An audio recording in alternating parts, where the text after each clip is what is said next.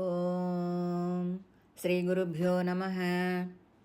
వాగర్ధావివ సంపృక్తౌ వాగర్ధ ప్రతిపత్తయే జగతః పితరౌ వందే పార్వతీ పరమేశ్వరౌ.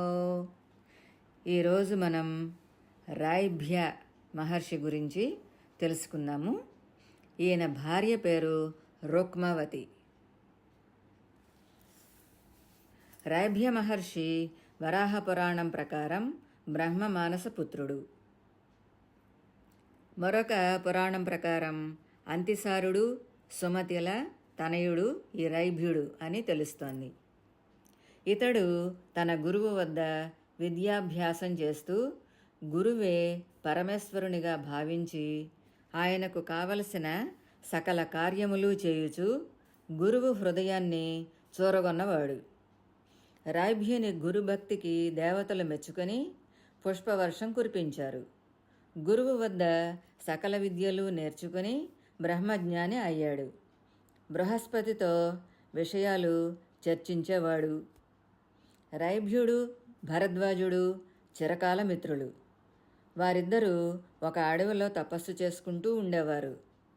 రైభ్యునికి ఆర్యావసువు పరావసువు అనే విద్యావంతులైన ఇద్దరు కుమారులు, భరద్వాజునకు యువక్రీతుడు అనే ఒక కుమారుడు ఉన్నారు.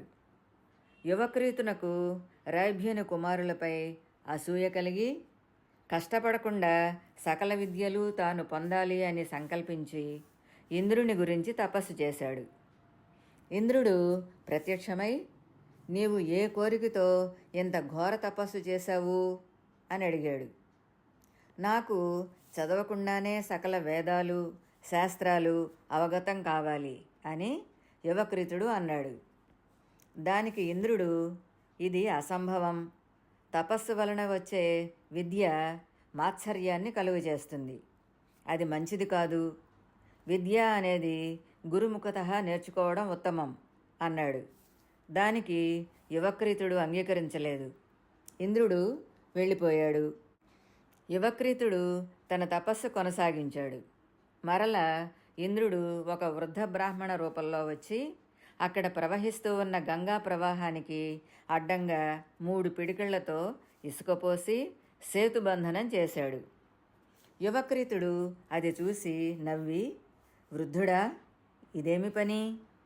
ఎన్ని రోజులు ఇలా చేస్తే ఈ సేతువు పూర్తవుతుంది అన్నాడు.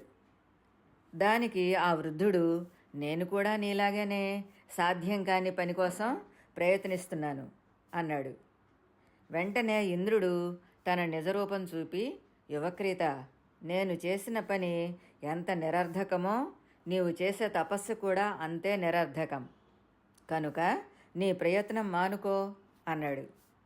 అందుకు యువక్రీతుడు అంగీకరించక సకల విద్యలు తనకు కావలసిందే అని పట్టుబట్టాడు. ఇంద్రుడు చేసేది లేక అతనికి సకల విద్యలు ప్రసాదించగా తన కోరిక తీరింది అనే గర్వంతో తండ్రి వద్దకు వచ్చి తన పాండిత్యంతో ఎంతోమందిని ఓడించాడు. ఒకరోజు యువక్రీతుడు తన తండ్రికి మిత్రుడైన రాయిభ్యుని చూడటానికి వెళ్ళాడు. అక్కడ రాయిభ్యుని పెద్ద కుమారుడైన పరావసువు భార్య అయిన కృష్ణ అనే ఆమెను చూసి మోహించి తన కోరిక తీర్చమని అడిగాడు. ఆమె ఆ ముని శాపానికి భయపడి ఏదో సాకు చెప్పి తప్పించుకొని వెళ్ళింది. ఈ విషయాన్ని ఆమె తన మామగారికి చెప్పి కన్నీరు పెట్టింది. రాయిభ్య మహర్షి ఆగ్రహించి తన జటాజూటం తీసి అగ్నిలో వేసి ఒక రాక్షసుని సృష్టించాడు. మరొక జడను లాగి అగ్నిలో వేసి కృష్ణ లాంటి కన్యను సృష్టించి, మీరిరువురు ఆ యువక్రీతుని వధించండి అని పంపాడు. ఆ యువతి తన అందంతో యువక్రీతుని మైమరపించి అతని కమండలాన్ని సంగ్రహించింది. కమండలం పోగానే యువక్రీతుడు అపవిత్రుడు అయ్యాడు. వెంటనే రాక్షసుడు యువక్రీతుని వధించాడు. ఆ తరువాత రైభ్యుడు ఆ యువతిని రాక్షసునికి ఇచ్చి వివాహం చేశాడు. తన ఆశ్రమానికి వచ్చిన భరద్వాజుడు కుమారుని మరణవార్త విని పుత్రశోకం భరించలేక అగ్ని ప్రవేశం చేశాడు. అని కల్కి, భాగవత పురాణాల వలన తెలుస్తోంది. కొన్నాళ్లకు రైభ్యుని శిష్యుడైన బృహద్యుముడు అనే రాజు సత్రయాగం చేస్తూ ఆ యాగానికి ఋత్విక్కులుగా అర్వావసువు, పరావసువు అనేవారిని నియమించాడు. యజ్ఞం జరుగుతూ ఉన్న సమయంలో ఒక రాత్రి పరావసువు ఆశ్రమానికి వచ్చే సమయంలో అలికిడి వినిపించగా ఏదో క్రూరమృగం వస్తోంది అని అనుకొని కర్ర విసిరాడు. పొరపాటున తన ఆత్మరక్షణార్థం చేసిన పనికి తన తండ్రి అయిన రైభ్యుడు చనిపోయాడు.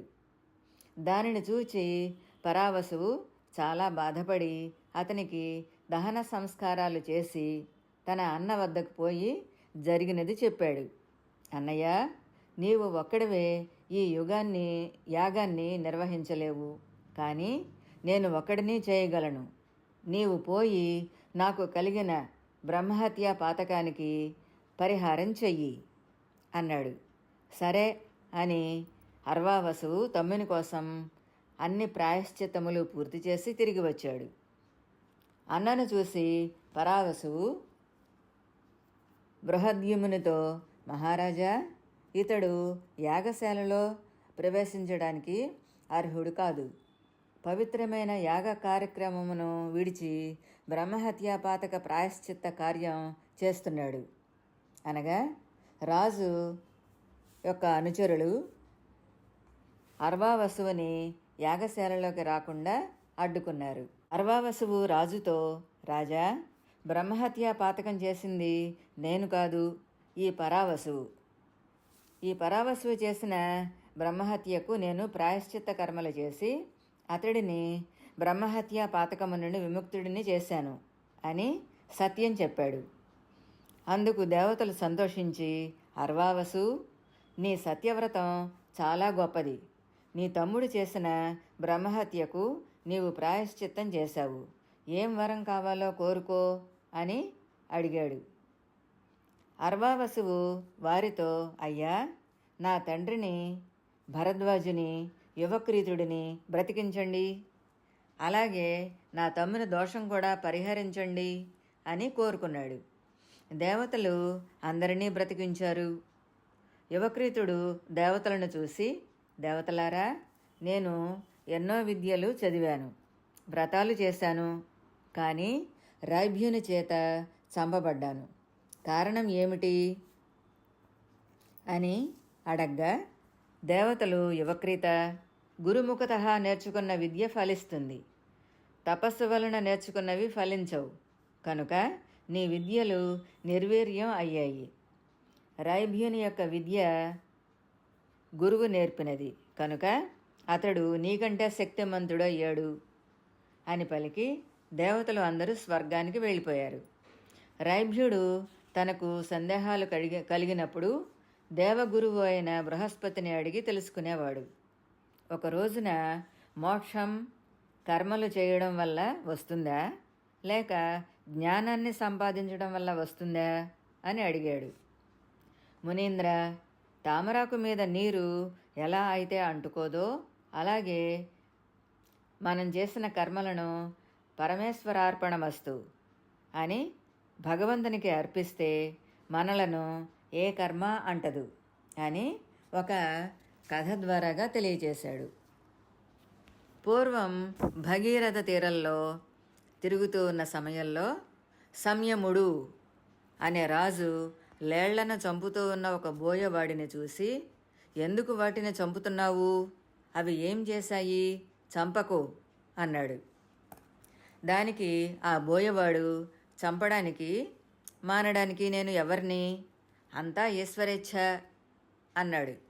అలా ఎందుకు మాట్లాడుతున్నావు అని సంయముడు అడిగాడు. బోయవాడు తన వద్దనున్న వలను కింద పడేసి దానిలో నుంచి అగ్ని పుట్టించమన్నాడు. రాజు చేయలేకపోయాడు.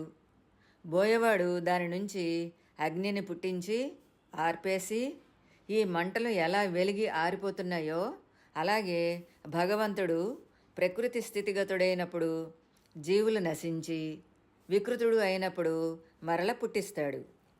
మనం ఏ పని చేస్తున్నా పరమేశ్వరార్పణం అంటే ఆ పని భగవంతునికే చెందుతుంది అని చెప్పగానే దేవతలు సంయముడు రాజు చూస్తూ ఉండగానే పూలవర్షం కురిపించి తమ లోకానికి తీసుకుపోయారు అని రైభ్యునకు బృహస్పతి వివరించాడు. రైభ్యుడు ఒక పురాతన ఋషి. వరాహ పురాణం, భాగవతం ప్రకారం అంతిసారుడు సుమతిల కుమారుడు అని తెలుస్తోంది. శకుంతల భర్త అయిన దుష్యంతుని తండ్రి. భీష్ముడు అంపశయ్యపై ఉండగా వెళ్ళి దర్శించినవాడు. ఒకసారి రైభ్యుని తీవ్రమైన తపస్సును ఊర్వశి అడ్డుకోవడానికి ప్రయత్నించగా రైభ్యుడు ఆమెను అందవికారంగా మార్చాడు. ఊర్వశి శాప విమోచనం కోరగా యోగినీ కుండం అనే చోట స్నానం చెయ్యి, నీ వికారం పోతుంది అని చెప్పాడు. ఊర్వశి ఆ యోగినీ కుండంలో స్నానం చేసి తన అసలు రూపాన్ని పొంది వెళ్ళిపోయింది. శ్రీరాముడు లంక నుండి తిరిగి వచ్చినప్పుడు రైభ్యుని పిలిచినట్లు ఉత్తర రామాయణంలో మనకు కనిపిస్తుంది.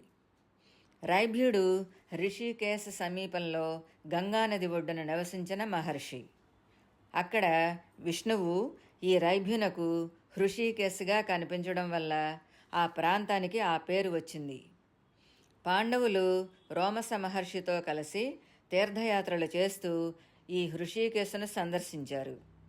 దశరథుని కుమారుడు భరతుడు ఇక్కడ స్నానం చేశాడు. ఇంద్రుడు ఈ ఘాట్లో స్నానం చేయడం ద్వారా వృత్రుడిని అన్యాయంగా చంపిన పాపాన్ని పోగొట్టుకున్నాడు. సనత్కుమారుని వలె రాభ్య మహర్షి కూడా ఇక్కడే భగవంతునిలో ఐక్యమయ్యాడు. దేవతల తల్లి అయిన అదితి ఇక్కడ పుత్రుని ప్రసాదించమని వేడుకొంది. ఓం రైభ్య మహర్షియే నమః. స్వస్తి.